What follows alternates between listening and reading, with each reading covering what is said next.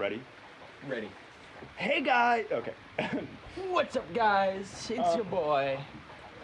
Hello. Welcome back. Oh, wait, I should probably put some effort into this. Hello. Welcome back to another episode of my podcast. On episode 2, I'm joined by my friend. Cameron Banish. Yes. What podcast is this? What number is this? This is number 2. Number 2? That's Yeah, good. I've only made 2 of them. 2 of them? That's good. Ah! So stick around, you can expect to hear more thrilling stuff like this. Exciting content. The first thing that I would like to cover today is... Can we restart? It's okay, It's okay, I'll just go with it. The reason I chose to speak with Cameron today is because of his status as something that I would call a Redditor. What do you think of this title, Cameron? Yeah, I can neither confirm nor deny whether or not I have any association with the platform Reddit, I would say. Yeah, I mean... But I do peruse occasionally. You do peruse? Yeah, that's where I find most of my information and my facts, actually. I like when they're curated. Really? What kind of facts and information are you finding on here? Like, what are you searching for? Current events, opinions, and really, that's all bullshit, to be real completely honest with you. I'm really just looking at what bottom feeders think about the world. That's kind of what inspired me to talk about this today is because a couple days ago I was looking for I use OBS to record on my Mac, which OBS has some like weird compression issues on Mac OS, and every single piece of advice that I would look for using OBS on Mac, all of the comments were either telling me to use a completely different software or just to use Windows. And it's like, people have this, the Redditors like to just not answer questions and just offer unsolicited opinions. Yeah, I think a Reddit is definitely the opinion platform of the internet. Something interesting, this is kind of a side note, but Reddit has done a really amazing search engine optimization. If you're looking for any sort of answer for any technical problem, the first 3 results on Google are going to be Reddit threads, and you're going to get a complete garbage dump of internet opinions that you don't really care about. So. Well, I mean, if I'm going to be completely honest, I think the reason that they use Reddit in the search results is because of Google's deal with Reddit for search engine data. They trained their AI on Reddit, which is really worrying. Because, I don't want to see Redditors when you read the Google AI summary of, the web pages, so... Yeah, that's a big concern, too, is the AI summaries pulling information from Reddit, which, as you've experienced and as I've experienced, is a heavily opinion-swayed place. Yeah. And also, I think when you're on Reddit itself and you're searching for answers, I think it filters by user body weight, which can can make it a little tough to figure out fact from fiction. So yeah, user higher weight first or higher weight last? Higher weight first. Okay. It's like buoyancy. It's yes, all the higher weight comments float to the top. They weigh, I don't know. But yeah, Reddit is it's an interesting place. What do you know about the founding of Reddit, Cameron? I don't know much. I do know that it was originally built on the idea of upvotes being the only way to dictate what content goes to the top. But now it's completely dictated by an algorithm like most social media is in order to garner as much attention as possible.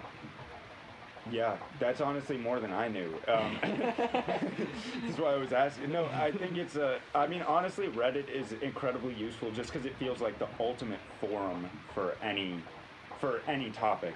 But it is worrying how, just information does not flow well on there.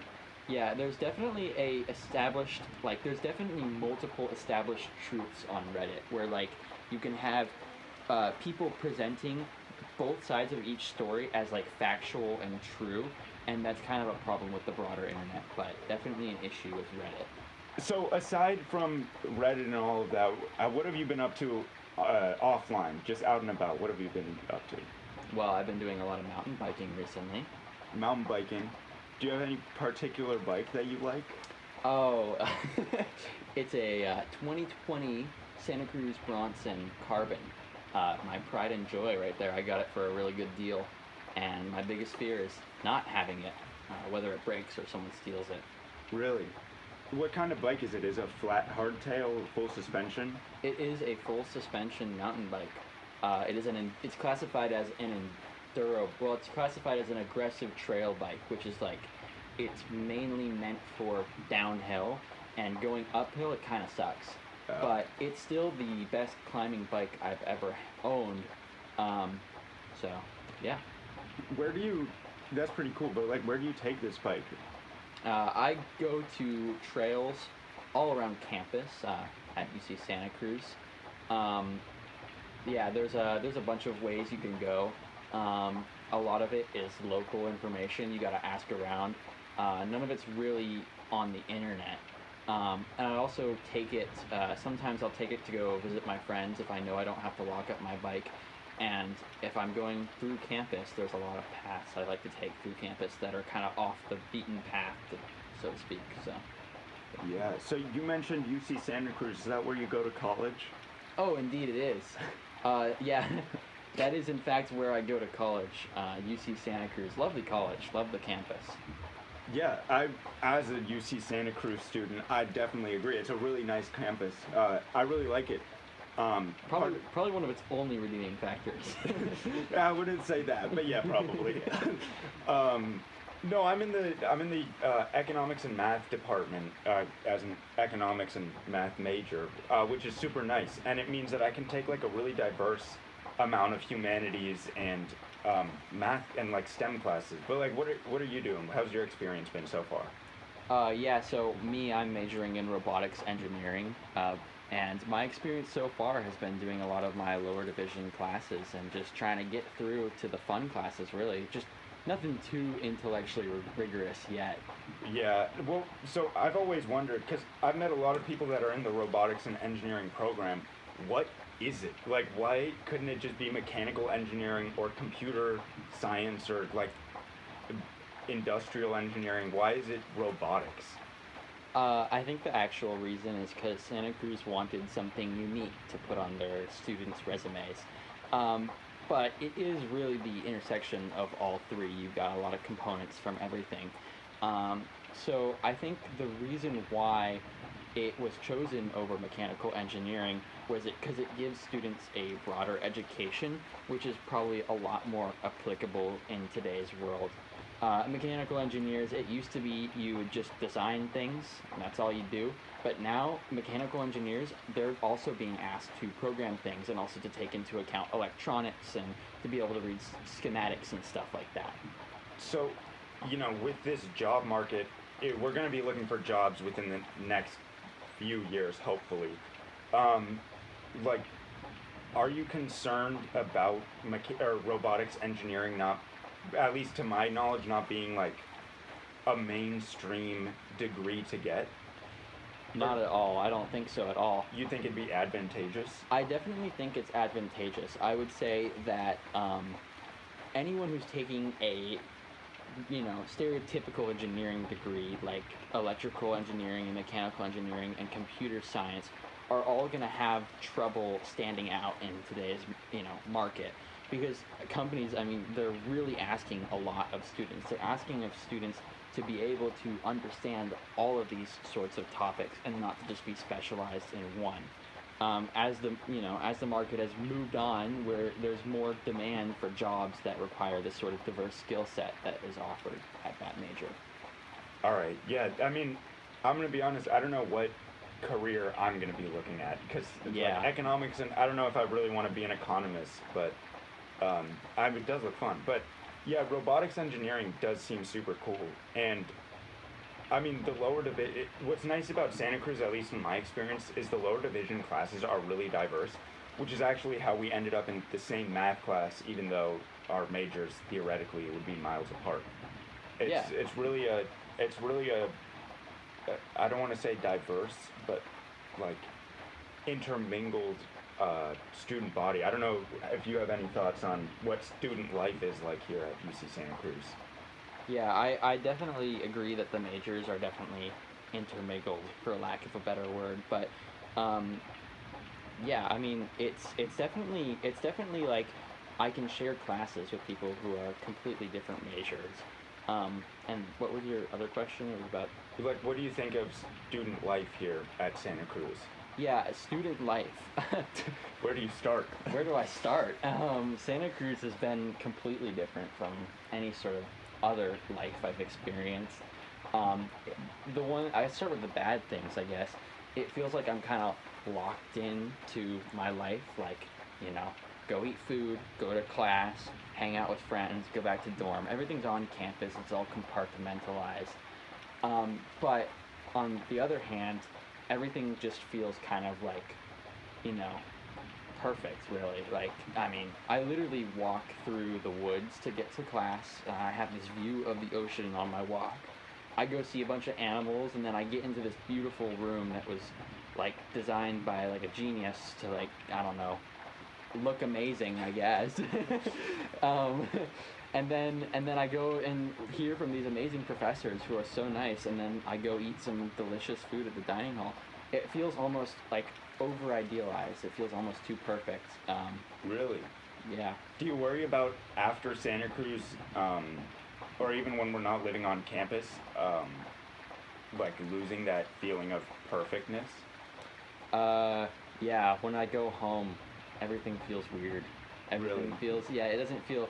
It feels less curated. It feels like Santa Cruz is very curated, but it also feels like everything's all messy and nasty. Like, I went to San Francisco once to go hang. Like, recently, last week, I went to San Francisco to go hang out with my friends, and it felt like a complete mess. Like, I Yeah. was like careful what I touched. It was like it was just a nasty place compared to here. So I would say that I definitely feel like, you know, going back to a more normal environment is a little difficult. I mean, this is gonna sound so stupid, but I would gently push back against that uh, proposition. But like, I will say, like, even though UC Santa Cruz is incredibly nice, the city of Santa Cruz itself does have some drawbacks. It is Oh, yeah. definitely not the cleanest place, even Mhm. though it's a really, really vibrant and cool city. You know, there are some things that come with being vibrant and cool that aren't as nice. But actually, speaking of home and all of that, I had a moment that I wanted to bring up a couple nights ago where I woke up in the middle of the night, and I don't know if you've had this experience, but you know, we've been living on campus in our dorms for the last 6 months now, something like that. And I woke up and I realized that, like, mentally I'd set this place as like my home, and it feels like my waypoint has moved, because for the for one of the first times I woke up and I saw like my door sill from my top bunk, and I was like, oh wait, I'm like where I'm supposed to be. Yeah. And like it was a really cool weird experience. I feel like not weird, I moved around a lot, but it to be consciously aware of that transition is pretty cool. I feel like, I don't know if you've had that happen. Oh yeah, definitely. And it actually feels like when I go back home, which I have done a few times, it feels like I'm waking up in like a hotel room Yeah. almost. It definitely took a long time to adapt to being at a dorm. I think a big thing about it is like, I don't know if you've ever moved your bed to the other side of your room. Yeah, a couple times. You naturally start getting up into the wrong direction, and you like sometimes will like, I mean, I have a wall on one side and now it's on the other, and I'll like get up and run into the wall, and it sometimes feels like when I move the bed that something's not right and something's slightly off. I'd say that's the same feeling that I get when I go to a dorm or a different place. Yeah. And eventually it wears out, and eventually it starts to feel like home again, which is a really sad feeling because I mean, it's really not home, is it? But Yeah. I guess it's all relative. Yeah, I mean, it's nice. It does make it nice. I really didn't like the town that we lived in growing up. But it was nice to go back, especially as like a college student, and then live the college life there. That was actually really fun, and it gave me like a newfound appreciation for it, um, which was actually really nice. Yeah. No, it was very nice. How was how was your experience going back to Davis? Can you go more on that? When did you go back? I went back. I've been back a couple times. I went back first when I got my car, 2014 Super WRX hatchback. But no, I went back for winter break, which was really nice. I spent the entirety of winter break driving. I actually spent almost none of my winter break in Davis since I'd recently got my car. I was driving through Marin until like 4 in the morning every single day. The mountains there and the Highway 1 is just absolutely beautiful, especially when it's raining during the night. One of the most peaceful, serene places ever. But Davis as a whole, it's nice because I feel like when we were in high school, every time you're out and about, you're kind of looking for people that go to high school with you, and you know a lot of people, which can make it kind of, at least I'm like a pretty introverted person, I'd say, so it's kind of scary to go downtown and then just be running into people like that. And you're also there every single day. And it's not like Davis is a very big town. I'd walk to school, basically across the town every single day. And I just got tired of it. Going back was like, it feels like rewatching an old movie, and then it's like you have a bunch of memories of this place that you didn't get to appreciate before because you were seeing, that tree every single day. So I really liked that. Yeah, definitely a different perspective being a visitor to a town than actually living in it. And I wonder if the same effect would be true if we came back to visit Santa Cruz in, say, 5 years. Yeah. But I definitely do share your feelings of, like, going downtown and seeing people everywhere. Yeah. Whereas here, you go downtown and It's like shocking. it is shocking. It's like living, it really is. It's just living somewhere else. It's interesting. I actually feel like, though, as time goes on, I've made so many friends in Santa Cruz that I will, as long as it's on campus, I will be able to walk anywhere, Yeah. and I'll see 4 or 5 people that I know on my walk. Well, I feel like on campus is a different comparison though than in the town. Like, It is. But I am, drawing some parallels there. That was kind of the same experience in Davis, Yeah. where you'd walk around the corner and you'd see a bunch of people. Your friends would be the cashier at like the register, or like when I'd be working, someone like my math teacher would come in and I'd have to sell him chlorine or something. But it's really nice. No, I mean, if you don't mind me asking, what are your plans, if you've even thought of them? Have you considered where you want to live post college? Ideally, if you got any job you wanted, or you could work remote or something. Yeah, I really want to live in either Montana or Colorado. Why? Because I hate the heat. Yeah, that's fair. I can't stand the summer heat, and I know Montana and Colorado both have good skiing, which, I mean, pretty well that I love skiing. It also has good mountain biking as well and other fun recreational activities. I would say Santa Cruz has some of the best mountain biking, just from what I've heard. Yes, it does. Or some good mountain but biking, but it's still California. yeah. The only thing is, the industry is all here, obviously. There's not much It's a engineering. Yeah. I mean, it is a Santa Cruz bike in Santa Cruz, which is pretty cool. True. But the industry is definitely very well established in California, not so established in Montana and Colorado. Yeah. And also leaving my family might be tough. But, yeah. Well, like, have you thought about, because, I mean, every state, except for, like, Wyoming, has both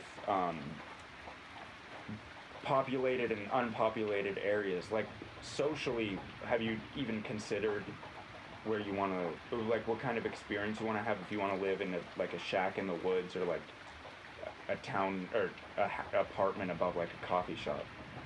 Yeah, I want to, well, okay, before I came to Santa Cruz, I lived on a farm, as you know, pretty much by myself. And I originally hated it when I was younger. I hated having no neighbors and no kids to go hang out with. As soon as I got a car, everything changed. And soon I kept hearing people saying, man, I wish I lived on a farm. I wish I lived away from everything. And you do realize living in high density housing, which is like a dorm, you do realize that, like, it's a lot better to just be by yourself sometimes, especially when my family's away. It's just me in the house with literally 40 acres to enjoy.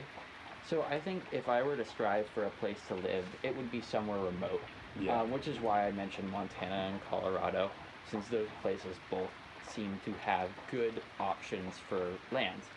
Um, Also, you can do stuff on your own land, so you can do anything you want, Yeah. which is always fun. Yeah, I mean, I've lived in incredibly remote areas and incredibly dense areas, and I have to be honest. Ideally I'd have a penthouse, or no, but like an apartment in New York, and then like literally just a shack somewhere in the woods, Yeah. because it is like, I will say, living completely on your own. Um, like, I mean, maybe someone will be dumb to marry us, but like, dumb enough, but like, Someone will slip and hit their head yeah. and maybe marry us. But it would be nice to live kind of isolated from everything, but it does get like lonely every once in a while when you have no one really to talk to. I feel like you have to have a balance between the two. You have to have some social face-to-face interactions with people. Yeah, I agree that you need some social face-to-face interactions. That part's pretty common knowledge that people who have less social interactions aren't as happy. But I do disagree that I would not want to live in a place in a high density area whatsoever. I mean, I'm only doing it here. I'm only living in the high density here because college is here. But if I could, I would have 40 acres. Yeah. At Santa Cruz all to myself. So I don't think I'd ever strive for any sort of high density living, but if it's a means to get to that nice low density living, I might do it. Yeah. Something I'm thinking about is also maybe living out of my car like a crazy person, just to make as much money as I can the first few years out of college. Maybe I'd buy like a camper van, Yeah. and just to save up money so that I could afford property in order to live out by myself. Yeah, I've actually thought about living the van life myself, and it seems really fun, but I don't know what career would allow me, because engineering, I feel like a portion of that, especially if you're like a consultant, can probably be done remotely, um, depending on what that there. But I wonder what kind of job I would be getting. I hope to find a job that can let me do that. Like, I feel like that's kind of the big issue. Yeah, I think that there are some ways to do that in engineering, some ways to make it work. I think job hopping is something I'm hoping the economy will allow. I hope that I'll be able to have enough leverage to say, all right, I'm done with this job. Maybe every 6 months, something Oh reasonable. wow. Yeah. Yeah, I did hear, and this is probably not entirely true, but I did hear that on average, um, if you hop from job to job, you're gonna make more than someone who stays at the same place and waits for promotions. Because you're getting like incentives to go work. You're getting incentives to go work, and you actually have some natural leverage over companies. Some people, I mean, obviously, person who's never held a job before should just get anything they can. Yeah. But you do have some natural leverage as you go from job to job. So I feel like that's something that I might do in order to take advantage of that kind of fact in order to make some money. I mean, to be honest, I've heard what I've heard. That's what ideally I would. I've moved around a lot growing up, so ideally I would be switching. The van life is perfect because I really don't like being in the same place for more than like 4 months. But I do think, and job hopping seems great, but I've also heard that having like a bad resume or like a inconsistent, set of jobs can lead to you being like an unappealing hire. Yeah, and that's definitely a drawback from job hopping. But I feel like, I still think that if you're sticking with the same company, Yeah. you're gonna be hard pressed to get a raise in Yeah. today's economy. Especially, I mean, if you've seen computer engineers, They're done. they're done. Computer engineers are done. And really, the only successful ones are the mid to higher level computer engineers, which are still necessary, and they are not having any trouble getting hired. It's the entry level positions that are Well, not working out. we're gonna have to see what's gonna happen with the rise of AI and everything, because I feel like that's gonna be just such an insane shift, especially in like programming and mathematics. Maybe like the theoretical mathematics that like pushing the envelope will still be available, but I feel like programming is going to be tough, especially when like a machine can. I'm not a programmer. You probably have way better insight, but I feel like a machine should be able to write a pretty efficient uh, code. I don't know if you have any thoughts on that. Yeah, I definitely have a lot of thoughts on AI. I have a kind of uncommon opinion that I actually think that AI is going to plateau very soon. I think that right now AI is being used to automate the really low hanging fruit tasks. It's being used to automate like simple things. Especially with programming, it really can only do like a pretty narrow set of objectives. If you try to have it do anything that's out of the box, say you want to use a library written by someone that's like not as common, um, it wouldn't be able to accomplish that task. And I have a feeling that it's not going to get much better than that because all it's being trained on is the stuff that's already out there. And real programming requires making things that don't exist.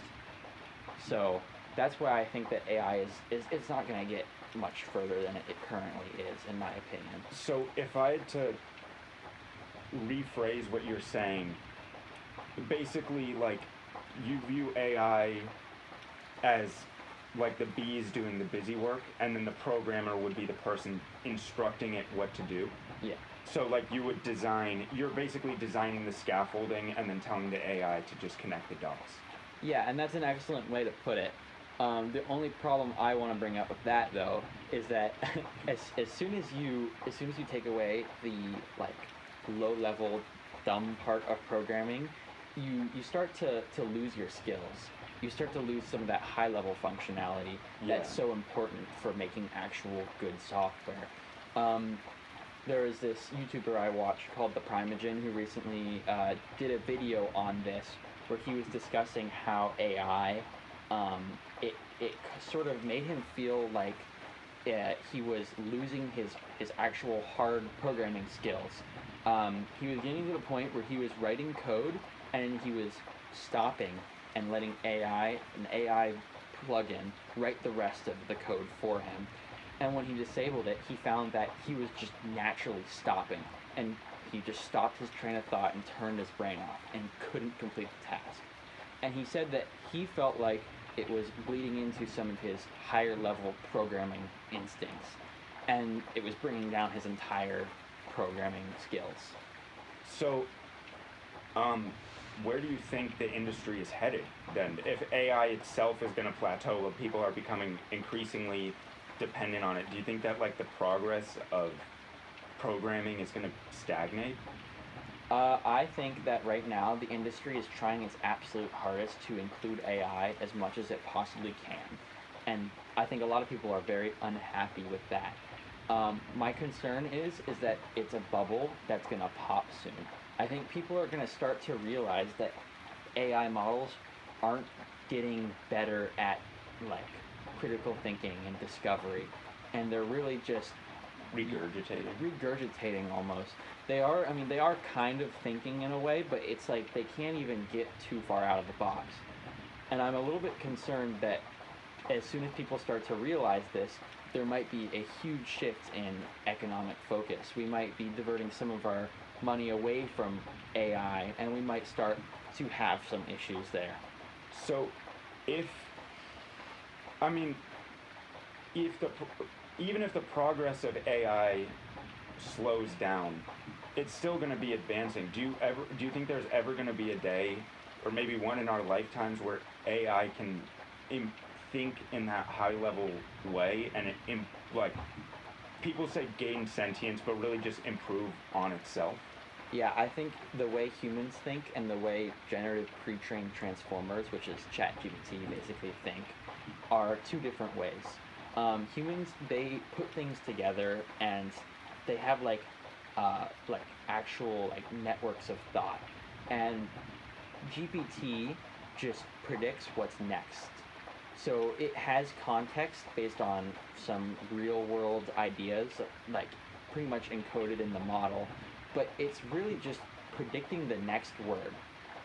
If you've ever used like the iMessage chat Yeah. and you have the little bar with the three words and you just click the middle word. Have you Yeah, done that yeah, before? all the time. All the time. That's what GPT does. It's really like a limited like way of doing AI. And I think the only way it's going to improve past how it is currently, where it's actually really good at doing text and code, Yeah. the only way it's going to improve into actual thinking is if they majorly restructure how the model is created. And I don't think we're going to see that for a very long time. Do you think it could be done with like just random noise being injected into its predictions? It does that already. It does that? Okay. Every time, yeah. So that's why if you ask ChatGPT the same prompt, It'll respond it'll differently. respond differently. There is it's called the creativity factor, I think, in some models, but you can increase it to make it more wacky and goofy. Oh, that'd be fun. Yeah. If you, I don't know if you ever experimented with Olama. I think is the one. No. I've never even heard of it. Olama's the other. It's the Meta Facebook's model. Oh yeah, Instagram has a bunch of chatbots now. I don't know if those are Olama based, but they do have a model called Olama with that, and then you can actually set how creative you want it to be.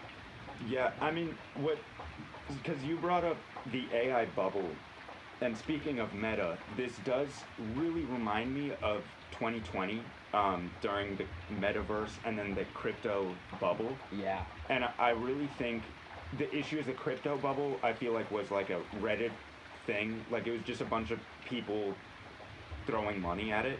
The AI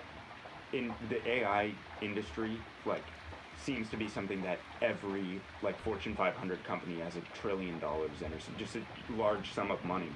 So I do think this could become like a bubble, like level popping or something like that, just because of like the level of investment and time people have in this. Yeah, when you had that crypto bubble, you didn't see companies investing money in cryptocurrency. And this is definitely different because you now see companies investing in AI. And Yeah. it does make it a little bit more concerning. But, I mean, they're certainly going to be, unlike cryptocurrency, there's definitely going to be products created by AI. Yeah. Things that are marketable, like OpenAI, although they haven't had the best success, they are somewhat able to turn a profit, and I think that's why there's more investment from these big companies.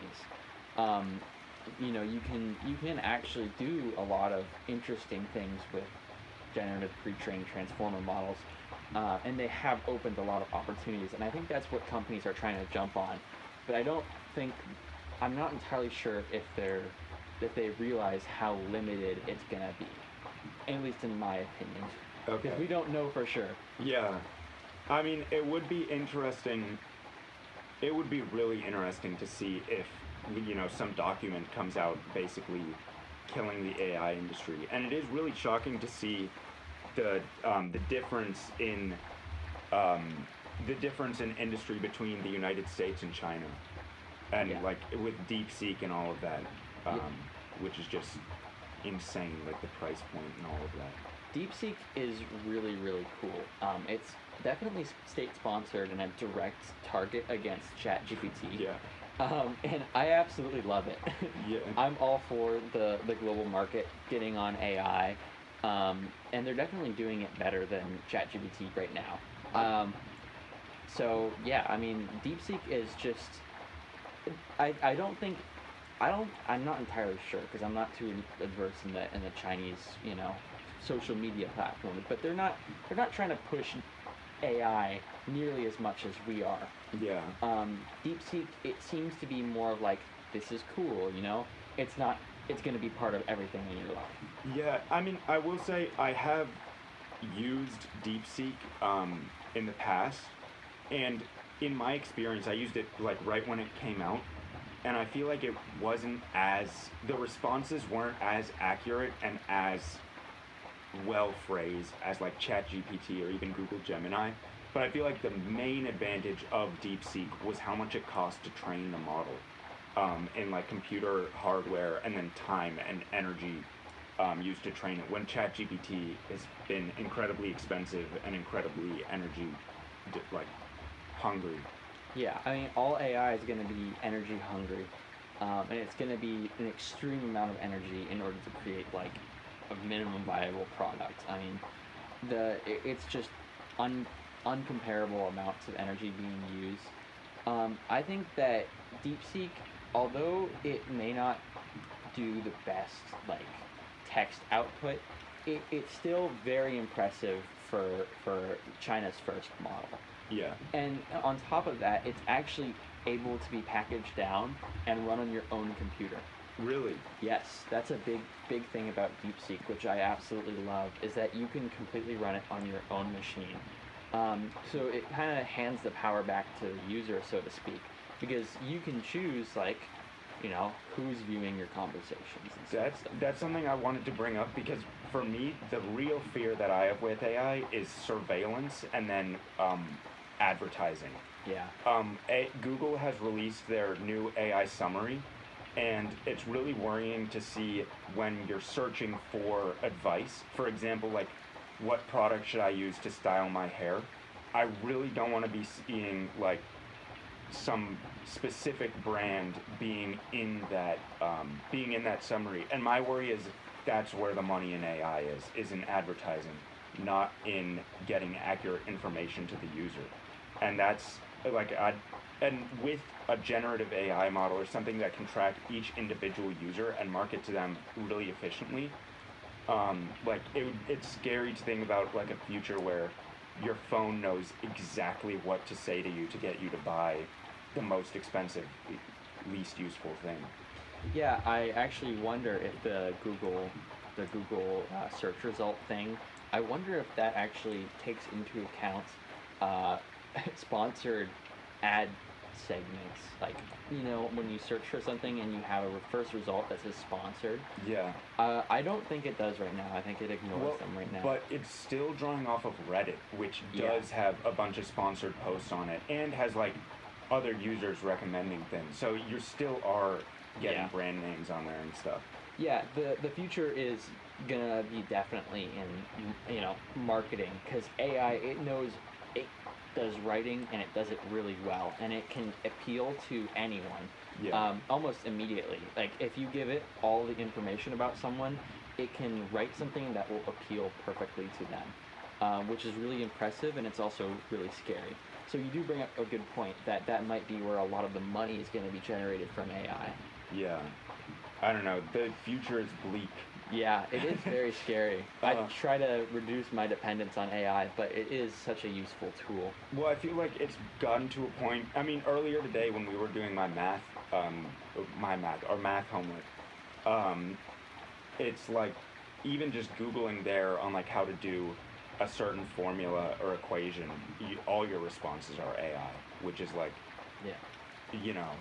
even if you're not trying to use it, you're still gonna end up depending on it at some level. Yeah.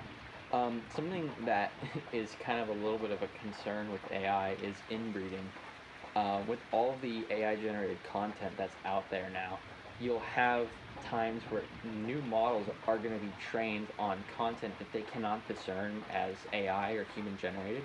And if you have AI training on AI, that's never good, Yeah. because that's just not going anywhere.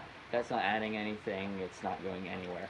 So you're going to have you're going to probably, I'm actually concerned that this might contribute to the AI plateauing, because basically all the content that's generated by AI, or that's training AI models, is from the internet. Yeah. And there's this theory called dead internet theory, that very soon the internet is going to be just AI slop. And at that point, what material do you have to train? Well, I mean, I kind of want to ask you about that dead internet theory because do you use many social media platforms? What can you be found on? I don't use any social media. I don't have any social media accounts. I do have like Discord accounts, a Discord account, and that's about it. Do you watch YouTube? I do watch YouTube, I guess. Yes, I don't consider YouTube social No, media. that's fair. Yeah. But Um, I don't post on YouTube or anything. yeah. I mean, when I'm scrolling on YouTube to find a video to watch, I have noticed there are a bunch of AI videos now, and all the titles are like super cool car feed, and the photos like just a random AI generated car, and then the video. I've clicked on a few of them, and it's just text to speech with like stock footage, and then just like literally just a YouTube video. So it is like it is out there, and then a lot of YouTube comments. And I don't know if you've been on Facebook ever, but like a lot of Facebook content is also just really lifeless and soulless. But I do think that there is some. I don't know if you've experienced this, but I do think that there's a lot of humor to be had in like the ironic production of this just slop, and then presenting it genuinely. I think Yeah. it's really fun. Yeah, there's definitely been a lot of trends that have been completely AI created that have blown up. I think you know of Bombadillo Crocodillo, Oh yeah, yeah, I'm familiar. which has taken the internet by a storm, and it's a completely AI generated story. I don't even think the original story, like the Italian story, was generated by a human. I think it was just Really? all AI slop that ended up really influencing so many people.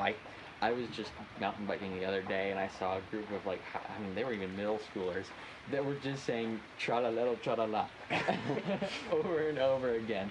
So the AI slop I mean, it's content. Yeah. And, you know, if you find it entertaining, I guess that's what it's for. But it's still, it's still going to be how do you discern what's intellectual material and what's material that's generated by AI and then what's slop? Yeah. I Well, mean, yeah. I mean, if you had to put a name on it, what would you describe as slop? Because it's been around way before ChatGPT was Yeah. even an idea. Yeah, I don't think slop is necessarily AI, but I think it's just content that, I mean, it can be entertaining, but it doesn't have any sort of intellectual value in any way. Um, it's really just brain rot. It's just information overload sometimes that it doesn't make any sense. And I think there's a level above that where you have stuff that makes a little bit of sense, but it's like low quality Mhm. content. It's low quality information. And then from there you get to information that is actually kind of worth your time in a way. Okay, so then because when you're surfing on YouTube, which genuinely has some of like the worst videos and best, like it just crazy range of quality, how do you pick what you're gonna watch? Yeah, so one big thing that I have cut out of my life is algorithms. I don't let any algorithm decide what I'm gonna watch. So I have this plugin for my browser that removes all recommended, and I've only picked channels that I subscribe to. And I have like lower intellectual content. I got my Mr. Beast, and I've got some of my gaming channels that I watch, and I have like a few of those. But most of the stuff that I've curated has been like YouTubers who make intellectual like content that's educational and it's entertaining, but it's like it's there and it's not what an algorithm has chosen for me. So let me ask you this, because I watch a lot of videos when I'm going to sleep. I throw on a bunch of like history videos and a bunch of just like information videos where they're just telling you things. And as an effect of constantly, surrounding myself by that, I've absorbed like a few facts. And I was at a party a couple weeks ago talking to someone, and we were having this conversation about like just I don't even remember what, but I said something and they asked me, where did you hear that from? And I didn't want to say, oh shoot, that's from a YouTube video that I threw on when I was going to bed. So like, I don't know if you've had that experience. How do you tell what information is true and false? Or like, do you even think about that when consuming it? Well, when I feel like I think about that more when I pick a channel to subscribe to. If a channel has a history of producing very, very rigorously researched content, good examples are Kurzgesagt. Oh, yeah. You know Kurzgesagt? I used to be a really big fan of them, and they kind of turned slop. A little And bit. like, Yeah, I don't. they came. Yeah. So I think some of their more recent videos have been very entertainment oriented. Yeah. But they are still factual. And really interesting. Their and really Great interesting. Filters theory video was actually one of my The favorite YouTube Great videos Filter ever. video was awesome. I can actually, honestly, ask me about any Kurzgesagt video. I know everything from it. Yeah, they're I've great. watched them all twice. Yeah, Kurzgesagt, I could talk all day about them. I used to watch them when I was like really young, and all my original art, was in their style. Yeah. But yeah, so something like that is like a channel I've chosen because of their reputation for like intellectual content, like content that's actually backed up. And I try to, any channel that gets a pass on that hasn't proven themselves to be intellectual viable, it has to be purely for entertainment. Yeah. It can't be presenting itself as intellectual, and because of that, I think I have a good balance of content that's actually true and that's not made up. And if I really want to turn my brain off, I just look at Ben Shapiro. Yeah. So I don't know if you've seen, but he got into theater lately. He made a review on Wicked, and that was just. Yeah. I never knew that he was like really, really into theater, and it was really entertaining to watch this guy that usually has crazy political takes just talk about how he didn't like this, like the phrasing in some sentence that Yeah. like Elphaba said, and that was so like just He's just genuinely some random entertaining. videos. Did you see the video he posted about watches? Where he talked about That was the watches? most stupid video I've ever watched in my life. I didn't even watch it. I watched a watch guy review it, and then Yeah. I ended up skipping the watches guy I think review we're talking just about to see like the same what he was video. saying. Yeah. I think we were talking about the same video, the Scottish guy.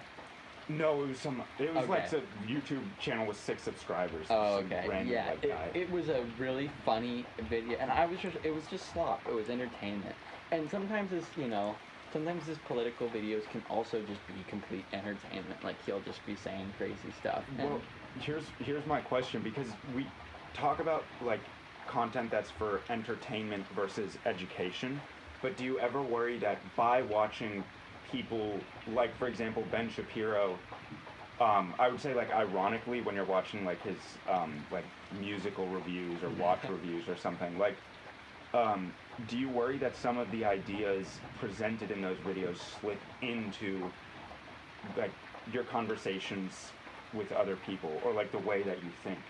yeah, and I'd be very wary watching anything where he's actually taking any topics seriously. Like synthesizing his own thoughts? Yeah, and anything where he's presenting facts as well, because Yeah. he has been wrong on many occasions. But just his ideas, I don't think can hurt. Like if you understand that his ideas don't go with your ideas, or his opinions don't go with your opinions, then it's okay. But you gotta take everything on the internet with a grain of salt, unless it's proven, unless there's a fact there that you can actually verify.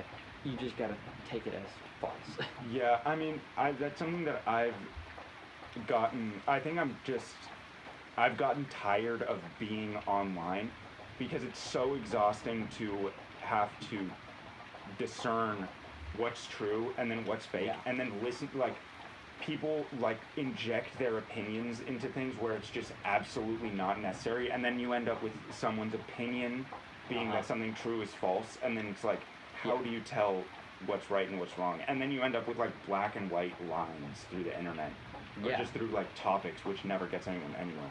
So interestingly enough, I'm actually taking a class right now, which I recommend you take, called Fake News.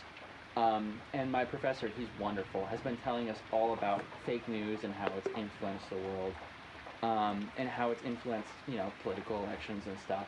And one concern he presented was the idea that fake news can make people lose trust in Real news. in real news. Yeah, and it's the idea that you get so exhausted trying to discern what's true and false that you kind of just give up on trying to pursue intellect, right? Yeah. And that's kind of what you're mentioning. Like, it's really exhausting to do that sort of stuff, and really you just want to turn your brain off. And that's why I think it's important to be in, like, here's my entertainment mode and here's my Yeah. intellectual mode. And unfortunately, I will admit I do not verify everything I see on the internet before saying it to other people. If it's from someone I trust, Sometimes I will take it at face value, but Yeah, I mean, I feel like we're all guilty of that. yeah. I mean, Well, there's no way to avoid it, but and I would argue with how like pervasive YouTubers have become in like just the internet, I would argue that they're pretty much at this. At least for me, this one channel that I highly recommend, Lindy Beige, does a bunch of World War II, just general like war history, and he's super good. But it's like attending a history lecture, and so I treat what he's saying the same way I would like my history professor, and I like maybe you've done the same thing, but I feel like you do something very similar. You do just take what your professor says as true. When your math teacher says like x is equal to 1, you're going to be like, "Oh, x is equal to 1." yeah. And I think when you have some authority figures, I think it's okay to take certain things as just true. And like you mentioned, the professor isn't gonna lie to you about math. 'Cause Yeah. that would be someone else would come in and say this guy's lying about math. History videos too. Someone lies about history. No one ever lies about history. Well, I mean, someone will come in and correct it. But you also have to be concerned about, like, for example, we both went through the American schooling system. Yeah. Definitely feel like our history classes were presented from a certain perspective, Yeah. especially skipping certain wars that may have involved the United States. What's incredibly shocking is, like, I don't.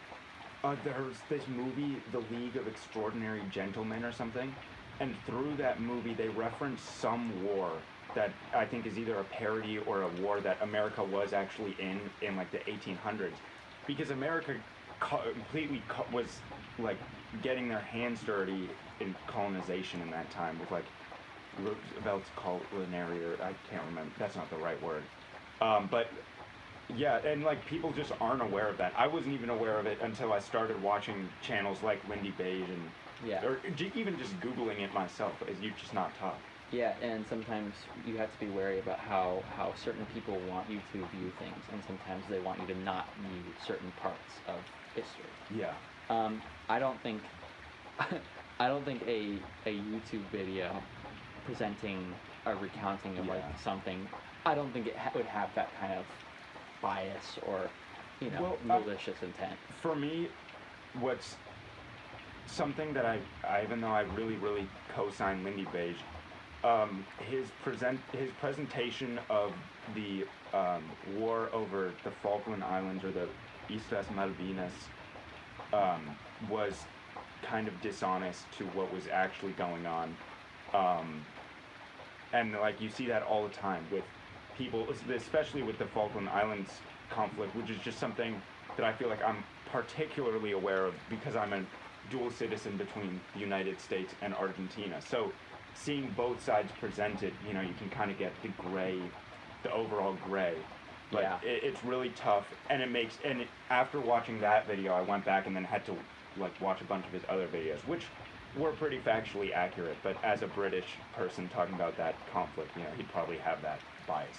Yeah, and there maybe would be some bias in how certain people are presenting certain facts.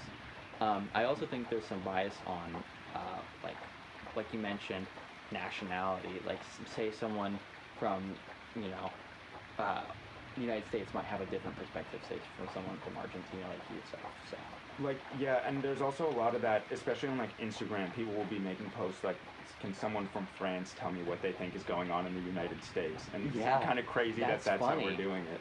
That's a good way to do it, though. I don't feel like that would be too bad, right? Yeah, well, I mean, because if you think about it, we get the macro shot of France and like the whole farmers conflict a couple months ago, or maybe that was a year ago. But like we still get like the both sides presented nice and concisely. When you ask an American about American politics, we start back in like 1642 or whenever Yeah. Columbus landed. 1642, yeah. 1492. That's how great our history system is. Yeah, I don't even It know wasn't that. Columbus that landed, Are too. you- No, he didn't discover America. That's a whole different Well, topic. no, but that was like that is where That's we're a- gonna lose viewers. um, yeah, I mean, But yeah, Yeah. I agree with what you're saying, and the original reason media was created was to get the average person's opinion on things. yeah, It used to be the media would go out and they'd talk to like random strangers off the street and say like, "What do you think of this situation?" And they would have no interest, but they would give their factual account. yeah, But now it's persuaded by what the actual media wants you to think about a certain topic, and you lose that sort of outsider perspective, which you can get by like calling someone in France and ask what's going on. yeah. It's really an interesting time that we live in. But speaking of time, I don't want to keep you all night since it's so late. But It is late. I do appreciate you coming out. Any final thoughts that you want to share? Yeah, I mean, I think the grand summary of this is just be wary of what you trust, what you believe, and be wary of what you use as well. Especially like don't become over dependent on AI, and don't trust the opinions of people on Reddit. Really, Yeah, I think that's the I main think thing. we could just end with. I think you could watch the first 5 minutes of this hour-long podcast. Say, "Oh, I'm just not going to browse Reddit," and Yeah. basically, Well, don't come out worry, a winner. they're already asleep by now. Yeah. Anyways, it was a pleasure having you. Yeah. Thank you. Yeah. Bye. Bye bye. That was a good one. Peak.